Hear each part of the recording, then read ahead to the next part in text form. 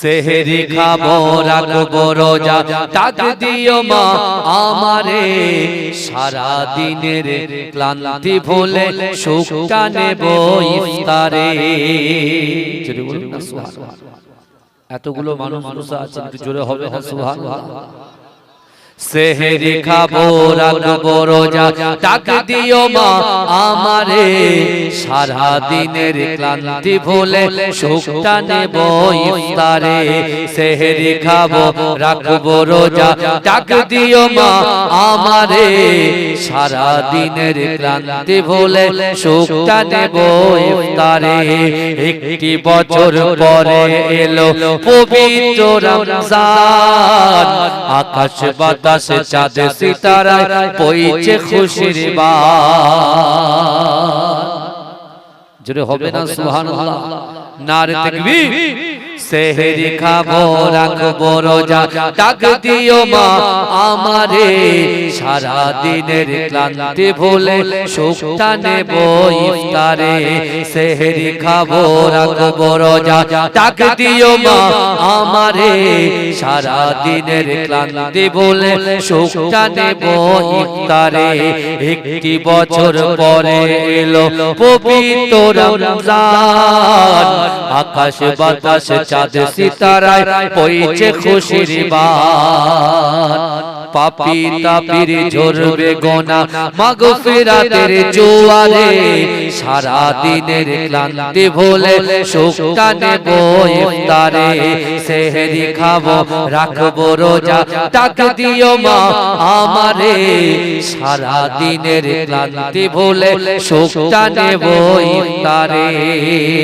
চাই নামাজে দাঁড়িয়ে যাব পড়বো মাগো তারাবি, সেই নামাজের শিক্ষা দিলেন আমাদের প্রিয় নবী।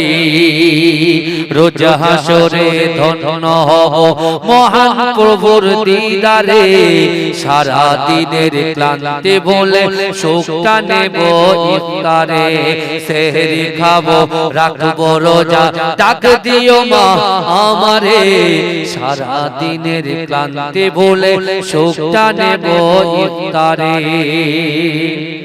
আত্মাকে মা সুস্থ করতে বন্ধ রাখবো পানাহার, হিংসা বিবাদ যাব ভুলে দূর হবে মা অহংকার। অশান্ত এই অবনীতা শান্তি সুখ পাবো ফিরে সারা দিনের ক্লান্তি ভুলে সুখটা নেব ইফতারে। সেহরি খাবো রাখবো রোজা ডাক দিও মা আমারে সারা দিনের ক্লান্তি ভুলে সুখটা নেব ইফতারে। চাই নামাজে দাঁড়িয়ে যাব পড়বো মাগো তারাবি, সেই নামাজের শিক্ষা দিলেন আমাদের প্রিয় নবী। রোজ হাসরে ধন্য হব মহান প্রভুর দিদারে সারা দিনের ক্লান্তি ভুলে সুখটা নেব ইফতারে। আল্লাহুম্মা আমার এই মনেরও সেই কামনা সোনার মদিনায়, আমার এই মনেরও সেই কামনা সোনার মদিনা। মনের মাঝে আছো তুমি, মনের মাঝে আছো তুমি, কেন বোঝো না? আমার এই মনেরও সেই কামনা সোনার মদিনায়, আমার এই মনেরও সেই কামনা সোনার মদিনা। সবুজ গম্বুজের নিচে একটু দাঁড়াবো, আমার প্রিয় নবীজিকে সালাম জানাবো। সবুজ গম্বুজের নিচে একটু দাঁড়াবো, আমার প্রিয় নবীজিকে সালাম জানাবো। যার প্রেমে পাগল হয়ে, যার প্রেমে পাগল হয়ে হলাম দিওয়ানা, আমার এই মনেরও সেই কামনা কামনা সোনার মদিনায় আমার এই মনেরও সেই কামনা সোনার মদিনা জান্নাতুল বাকিতে একটু দাঁড়াবো প্রাণের প্রিয় সাহাবীদের আমি দেখিব জান্নাতুল বাকিতে একটু দাঁড়াবো প্রাণের প্রিয় সাহাবীদের আমি দেখিব যাদের কথা পড়লে মনে যাদের কথা পড়লে মনে কান্না থামে না আমার এই মনেরও সেই কামনা সোনার মদিনায় আমার এই মনেরও সেই কামনা সোনার মদিনা মনের মাঝে আছো তুমি মনের মাঝে আছো তুমি কেন বোঝো না আমার এই মনেরও সেই কামনা সোনার মদিনায় আমার এই মনেরও সেই কামনা সোনার মদিনা জন্মভূমিতে মন আর যে টেকে না জন্মভূমিতে মন আর যে টেকে না আমার এই মনেরও সেই কামনা সোনার মদিনায় আমার এই মনেরও সেই কামনা সোনার মদিনা মনের মাঝে আছো তুমি মনের মাঝে আছো তুমি কেন বোঝো না আমার এই মনেরও সেই কামনা সোনার মদিনায় আমার এই মনেরও সেই কামনা সোনার মদিনা সবুজ গম্বুজের নিচে একটু দাঁড়াবো আমার প্রিয়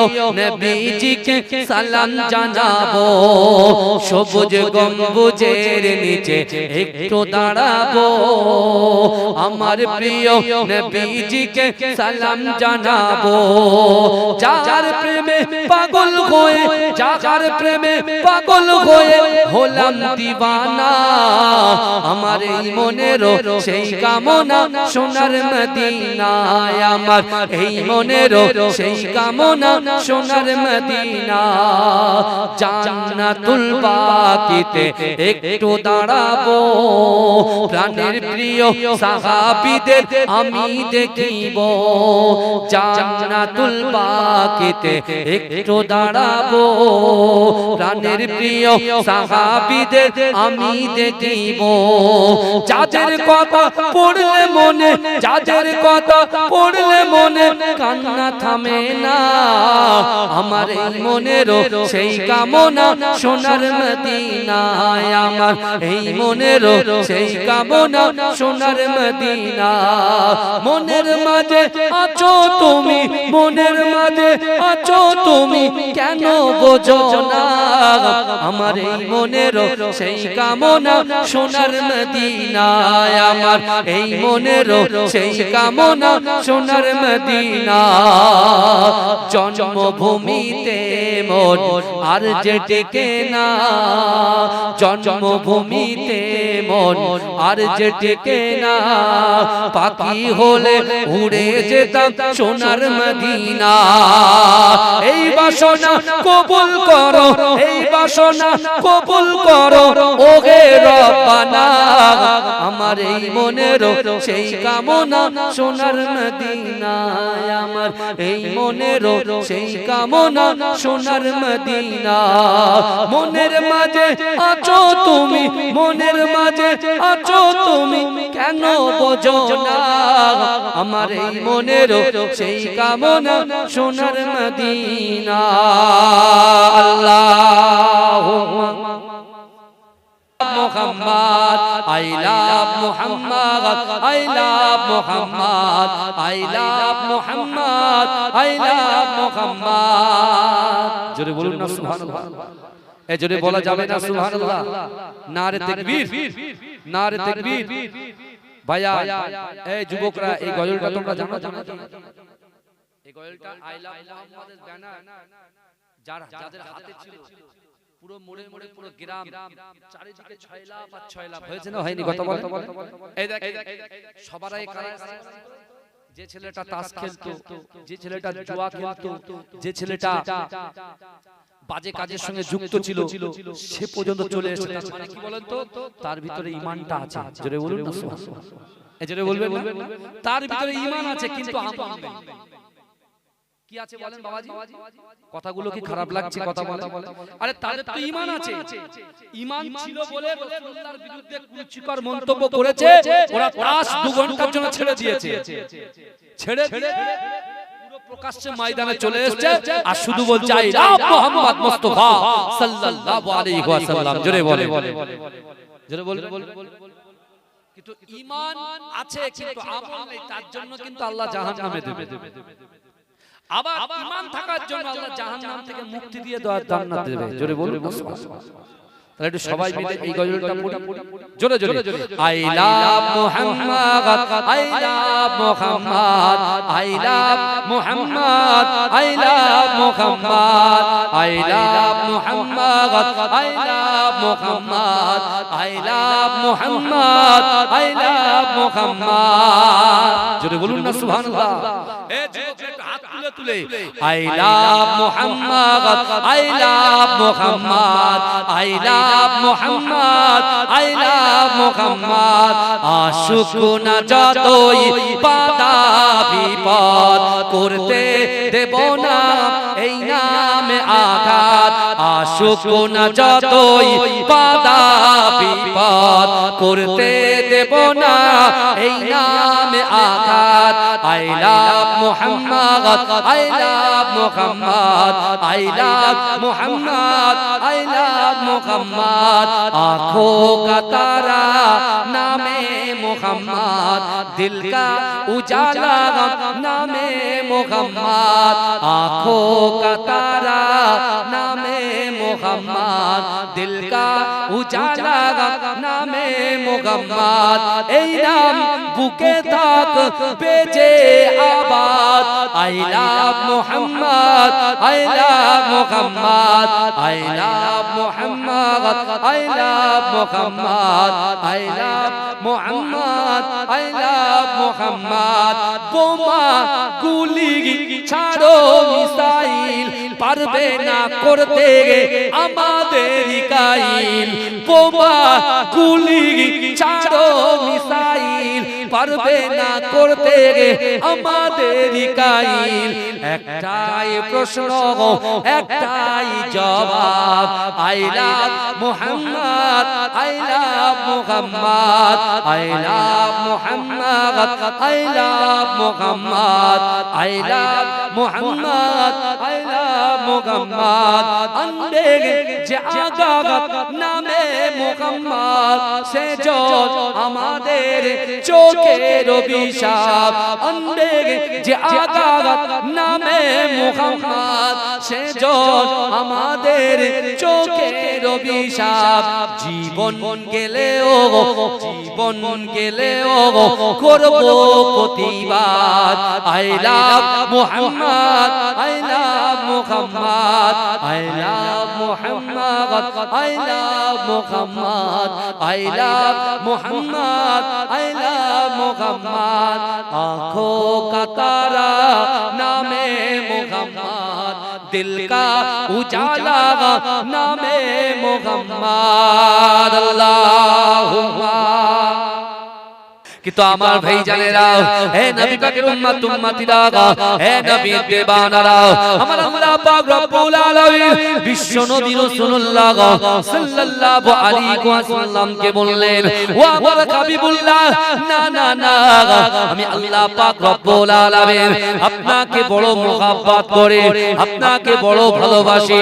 ও আমার হাবিবুল্লাহ, আমি আল্লাহ পাক রব্বুল আলামিন আপনাকে দেখি, আপনি যখন নামাজ আদায় করেন, নামাজের শেষে উম্মত উম্মত বলে কন্দন করেন। আপনি যখন কোরআন তেলাওয়াত করেন, কোরআনের কোরআন শেষে আপনি উম্মত উম্মত বলে কন্দন করেন। ও আমার হাবিবুল্লাহ, আপনি উম্মত উম্মত করে কেঁদে জারে জার হয়ে যান।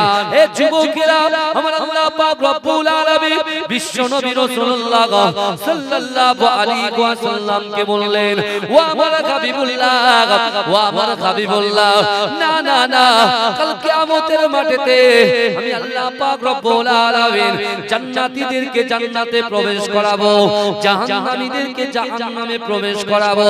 যেই না জাহান্নামের কথা বললে বিশ্বনবী রাসূলুল্লাহ অজান নয়নে ঝরঝর ঝরঝর করে কাঁদতে লাগলেন।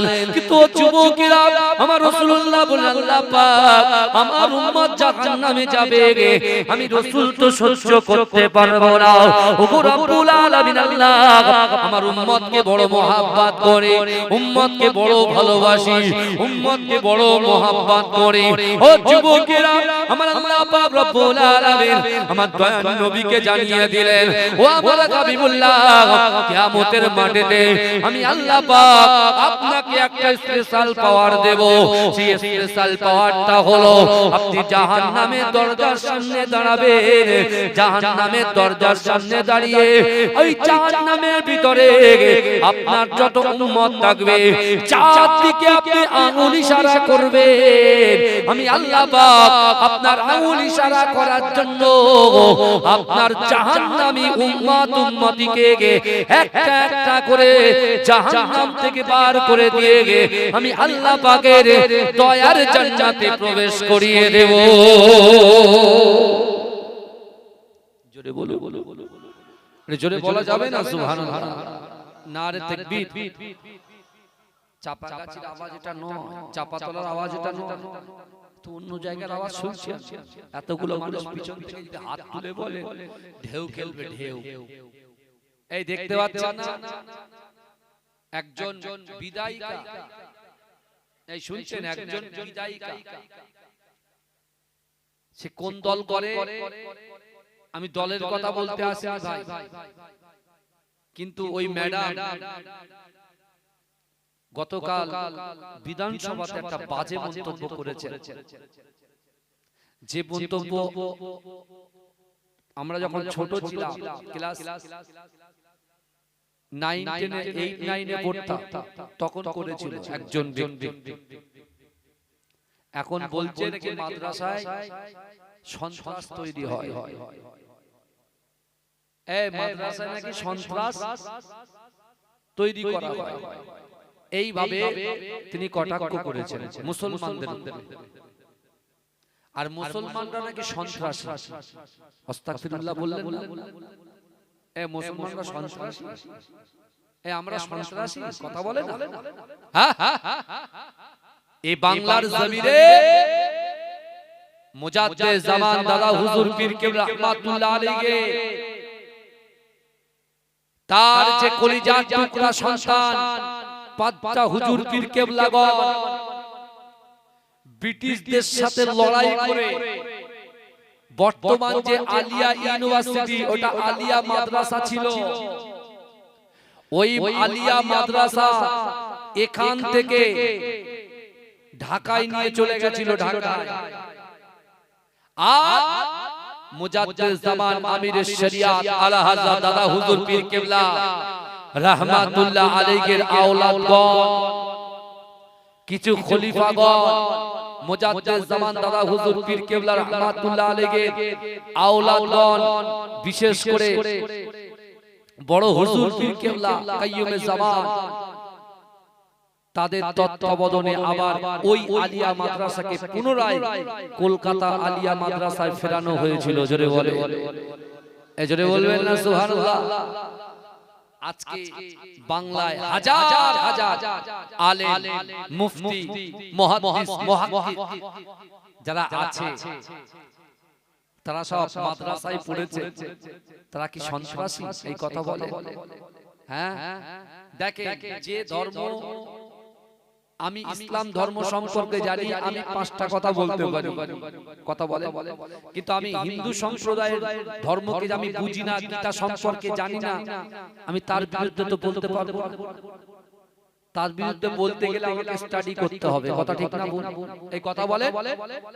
এখন বর্তমান সামনে যে ভোট ব্যাংক আসছে, এখন যে কোনো প্রকারে দিল্লির বাবুদেরকে একটু খুশি করতে হবে, তার জন্য উলফাল কথাবার্তা বলছেন। আর একবার এই কিছুদিন আগে, এক মাস আগে আর একজন বলেছে যে বদরের যুদ্ধে নাকি কোরআন পুড়ে ছাই হয়ে গেছে। নাউজুবিল্লাহ বলে। এ যুবক ভাইরা নাউজুবিল্লাহ বলে। বদরের যুদ্ধে নাকি কোরআন পুড়ে ছাই হয়ে গেছে।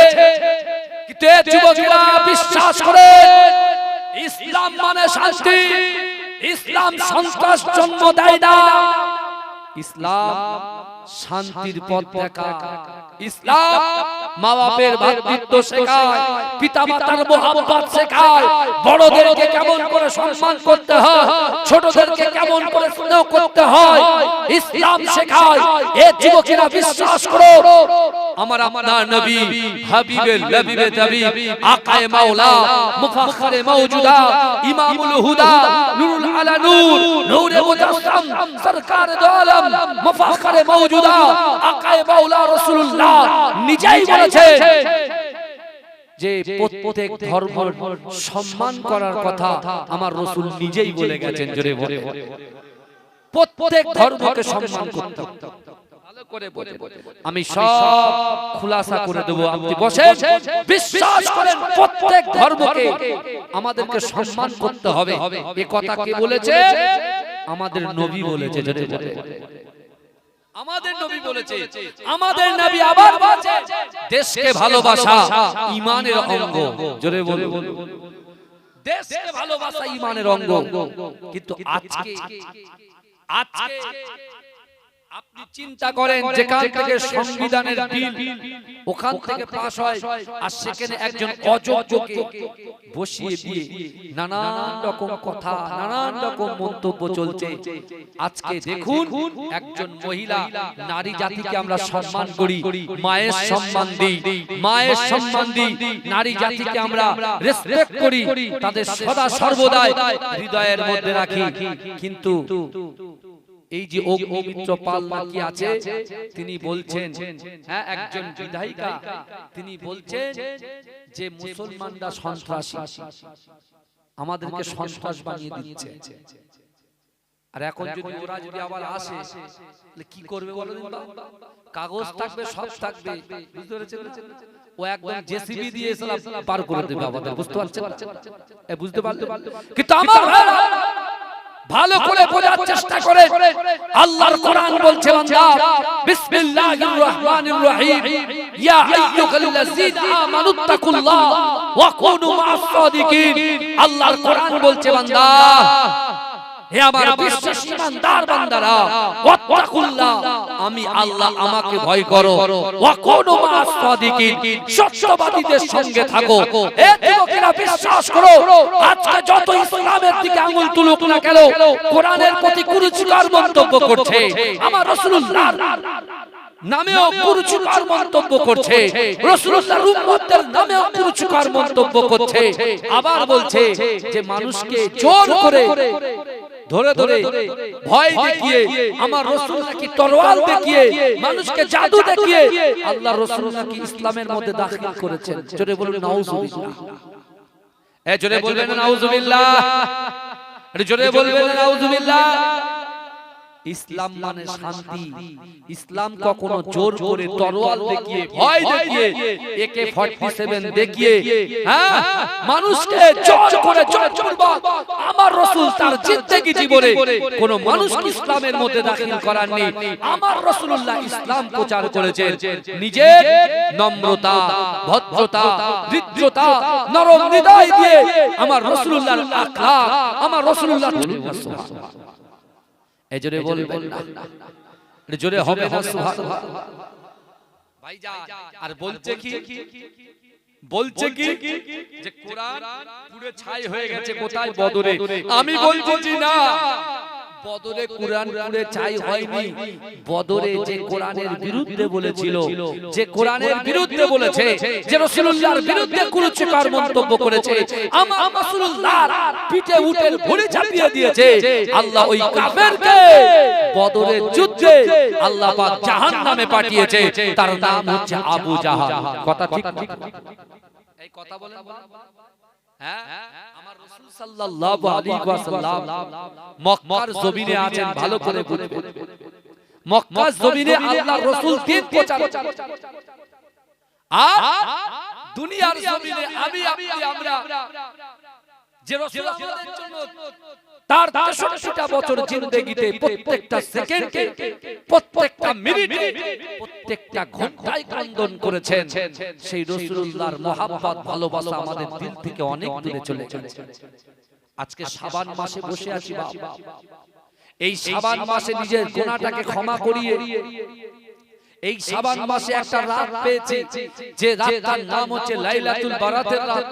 ওই লাইলাতুল বারাতের রাতে আমাদের নির্ধারিত হয়ে গেছে আগামী বছর আমরা কে বাঁচবো, কে কত টাকা ইনকাম করব, কার কটা সন্তান হবে, কোন ভাইয়ের সন্তান হবে না, কোন ভাইয়ের দোকান উন্নতি হবে, কোন ভাইয়ের দোকান ধ্বংস হবে, কোন ভাই বেঁচে থাকবে, কোন ভাই বাঁচবে না, সব কিছু কিন্তু রেডি হয়ে গেছে ভাই।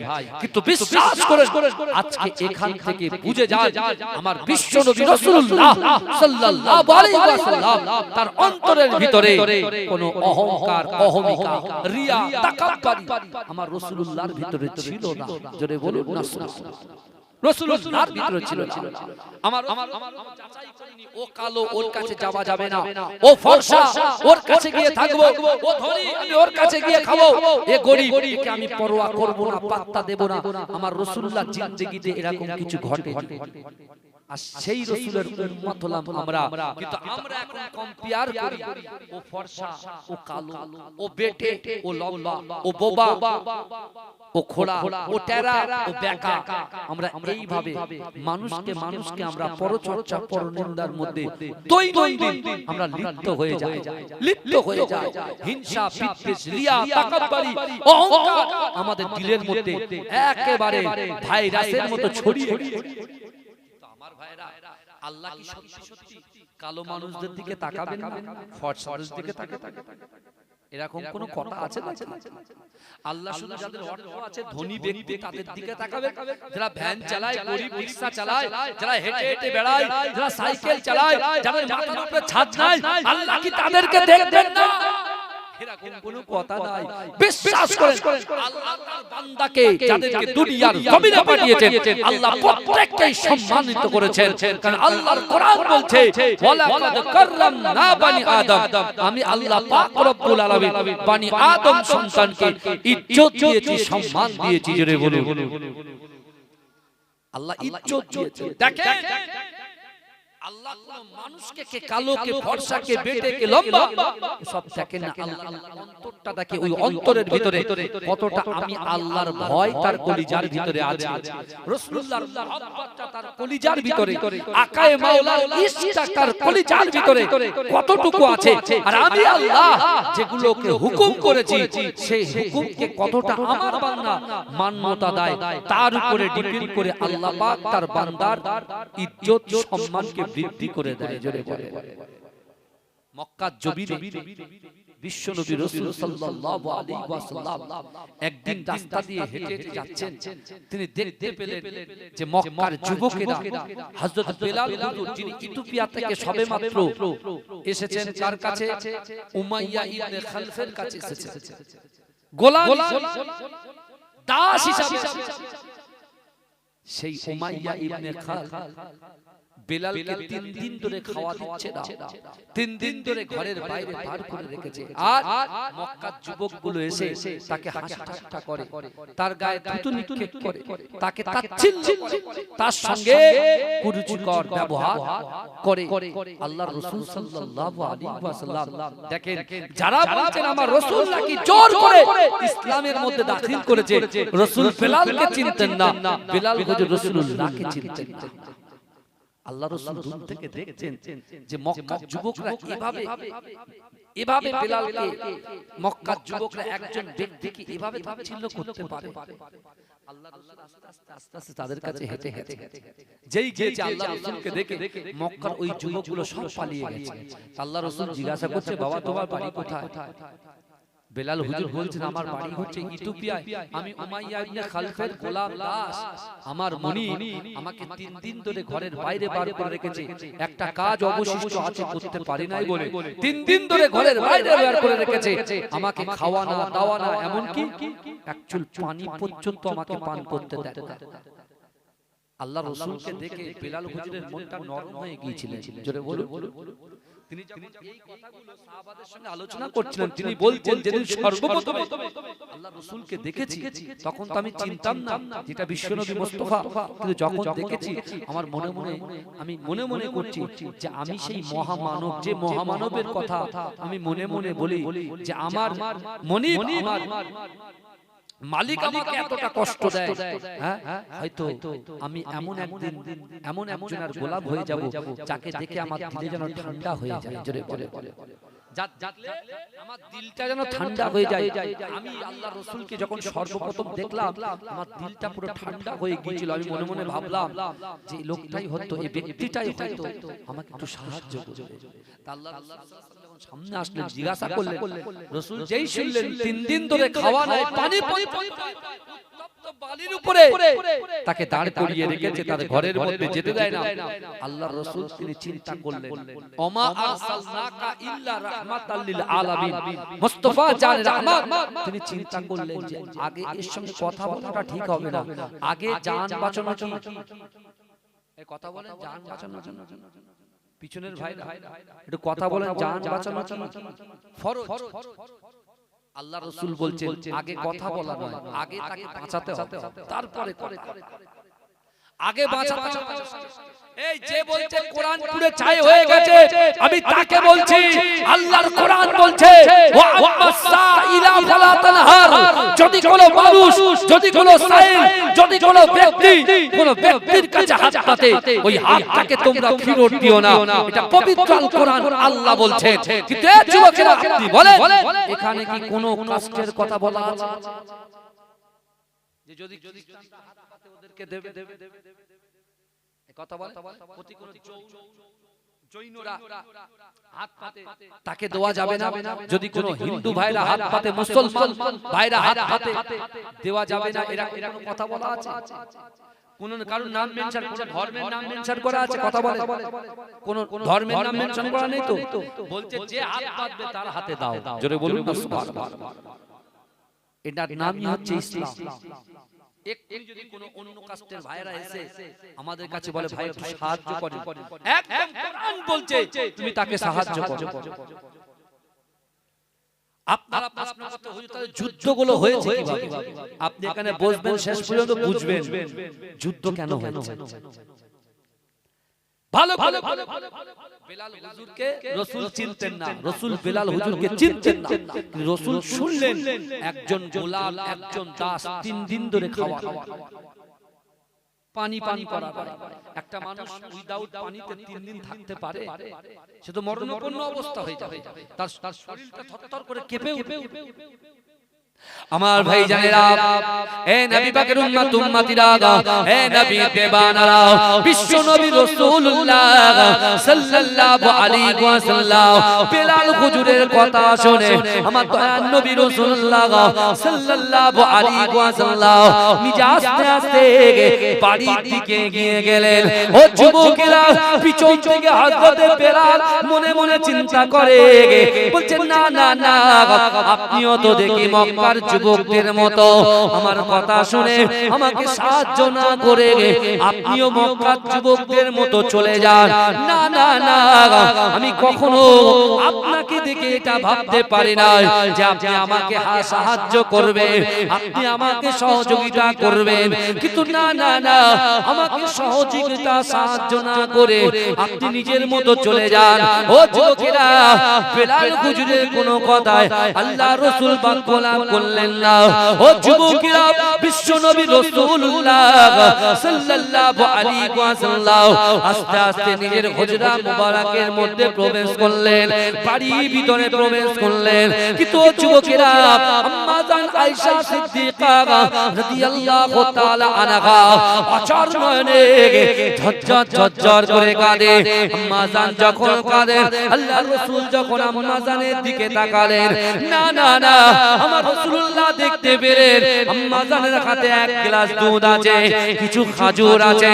আম্মা জান আয়েশা সিদ্দিকা রাদিয়াল্লাহু তাআলা আনহা কাঁদতে কাঁদতে আল্লাহর রাসূলকে বলছে, ইয়া রাসূলুল্লাহ হাবিবাল্লাহ, ইয়া রাসূলুল্লাহ হাবিবাল্লাহ, না না না, আজ 3 দিন ধরে আপনিও কিছু খান না। ইয়া রাসূলুল্লাহ হাবিবাল্লাহ, আজ 3 দিন পরে একজন মহব্বতে পাগল আপনার এক গ্লাস দুধ কিছু খাজুর হাদিয়া দিয়ে গেছে। ইয়া রাসূলুল্লাহ হাবিবাল্লাহ, এই দুধ এবং খাজুরটা আপনি খেয়ে নেন, দুধটা পান করে নেন। ও যুবকেরা, মা আয়েশা সিদ্দিকা যখন এই কথা বললেন, আমার দয়াল নবী রাসূলুল্লাহ আকায়ে মাওলা মুহাম্মদ মুস্তাফা সাল্লাল্লাহু আলাইহি ওয়াসাল্লাম আম্মা জান আয়েশার দিকে তাকিয়ে আল্লাহর রাসূলের চোখ দিয়ে টপ টপ করে পানি পড়ে। মা আয়েশাকে বলতে লাগলেন, ও আয়েশা, না না না, আমার উম্মত ক্ষুধার্ত থাকবে, আমি রাসূলুল্লাহ কেমন করে খেতে পারি তুমি বলো। বলে কি হয়েছে?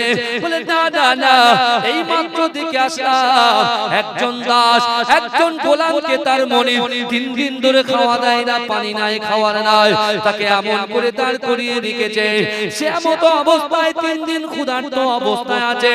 আমি রাসূলুল্লাহ কেমন করে দুধ পান করতে পারি, খাজুরটা খেতে পারি? ও আয়েশা, শোনো শোনো, ওই দুধের গ্লাসটা আপনি আমার হাতে তুলে দেন, এমন করে খেজুরের গ্লাসটা আমার হাতে তুলে দেন। এ যুবকেরা, আম্মা জান আয়েশা বলছে, ইয়া রাসূলুল্লাহ, ইয়া হাবিবাল্লাহ, হুজুর আপনি তো 3 দিন ধরে খান না। আল্লাহর রাসূল বলছে, আমার চিন্তা করতে হবে না, না না না, তুমি আমার কাছে তোমার দুধের গ্লাসটা আমার হাতে তুলে দাও, খাজুরটা আমার হাতে তুলে দাও। বিশ্ব নবী রাসূলুল্লাহর হাতে দুধের গ্লাস খেজুরটা যখন তুলে দেওয়া হলো, আমার দয়াল নবী রাসূলুল্লাহ টুক টুক টুক টুক করে হেঁটে হেঁটে হেঁটে হেঁটে হযরত বিলাল হুজুরের সামনে এসে আমার দয়াল নবী নিজের হাতে বিলাল হুজুরকে দুধটা পান করিয়ে দিলেন। জোরে বলে, এক গ্লাস দুধ। এই রাসূল কি জিজ্ঞাসা করেছে তুমি মুসলমান কি ইহুদি? আল্লাহ রাসূল কি জিজ্ঞাসা কথা বলে?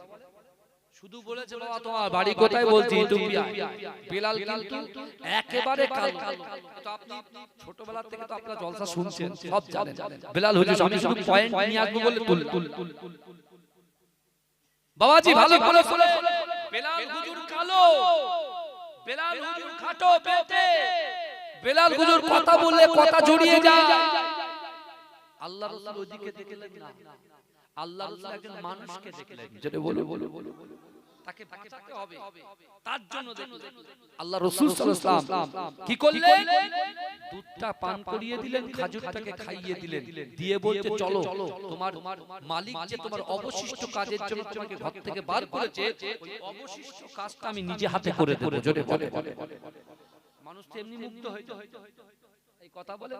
আপনি যান, এখন যান, কত স্টেশনে দেখবেন, ট্রেন স্টেশনে যান, শুধু আপনার লেবুতলা স্টেশনে যান, অনেক ভিক্ষুকরা দেখবেন এইভাবে কাঁপছে, এইভাবে শুয়ে করছে।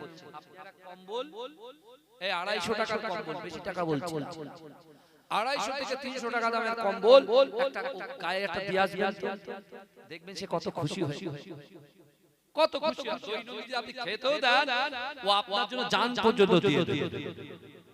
এরকম মানুষ আছে না? এরকম আছে, অনেক আছে।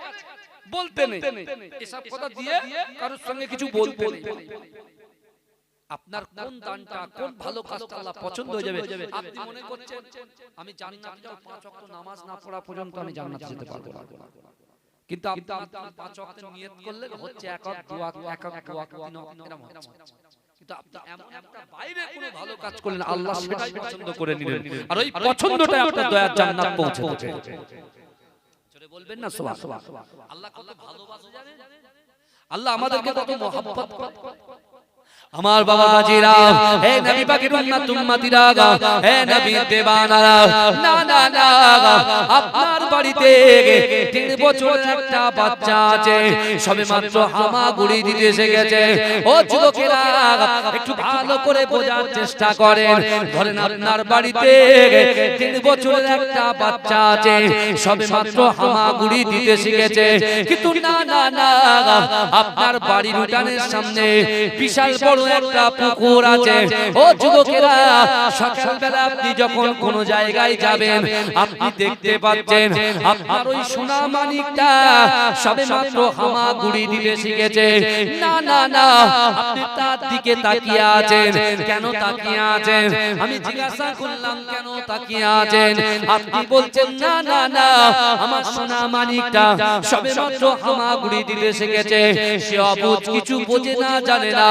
এমন করে হামাগুড়ি দিতে দিতে সে যদি পুকুরের পাড়ে চলে যায়, তার জীবনটা হানি হতে পারে, সে ইন্তেকাল হয়ে যেতে পারে, মৃত্যুবরণ করতে পারে। কিন্তু যুবকেরা, আপনি আপনার সোনা মানিককে মহব্বত করেন, ভালোবাসেন, তাই তো আপনি তার দিকে তাকিয়ে আছেন। ও যুবকেরা, ও আমার আম্মা জানো, বোনেরা, আমি আপনার পীরের আওলাদ বলে দিয়ে গেলাম, না না না, আমার আল্লাহ পাক রব্বুল আলামিন আমাদেরকে দুটো করে চোখ দিয়েছে, হাত দিয়েছে, জবান দিয়েছে, ইজ্জত দিয়েছে, সম্মান দিয়েছে, যৌবন শক্তি দিয়েছে, ছেলের পিঠে মেয়ে, মেয়ের পিঠে ছেলে দিয়েছে। ও যুবকেরা, সে আল্লাহ পাক রব্বুল আলামিন পবিত্র কালামুল্লাহ শরীফের ভিতরে পরিষ্কার ভাবে জানিয়ে দিয়েছে, ও বান্দা, ফাআইনামা তুআল্লু ফাসাম্মা ওয়াজহুল্লাহ, ফাআইনামা তুআল্লু ফাসাম্মা ওয়াজহুল্লাহ। আমার আল্লাহ বলে, ও বান্দা, তোমরা যখন ডান দিকে তাকাও, ওই ডান দিকে আমি আল্লাহ আছি। তোমরা যখন বাম দিকে তাকাও, ওই বাম দিকে আমি আল্লাহ আছি। তোমরা যখন সামনে তাকাও, সামনেও আমি আল্লাহ আছি। ও বান্দা, তোমরা যখন পিছনে তাকাও, পিছনেও আমি আল্লাহ আছি।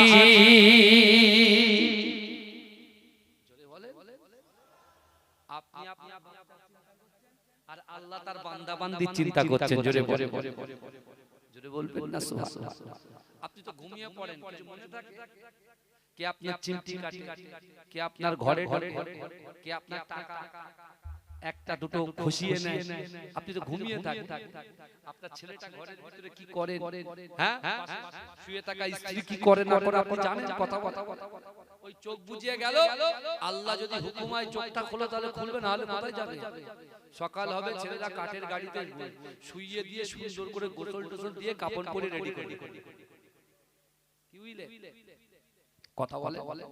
আচ্ছা বাবাজি, আপনার জীবনে এরকম কিছু ঘটনা ঘটেছে? আমি তো ছোট অনেক আপনাদের থেকে, যে মানুষ দাফন করে দেওয়া হয়ে গেছে, তারপরে কবর থেকে লাফিয়ে উঠে এসেছে, এরকম কোনো ঘটনা ঘটেছে?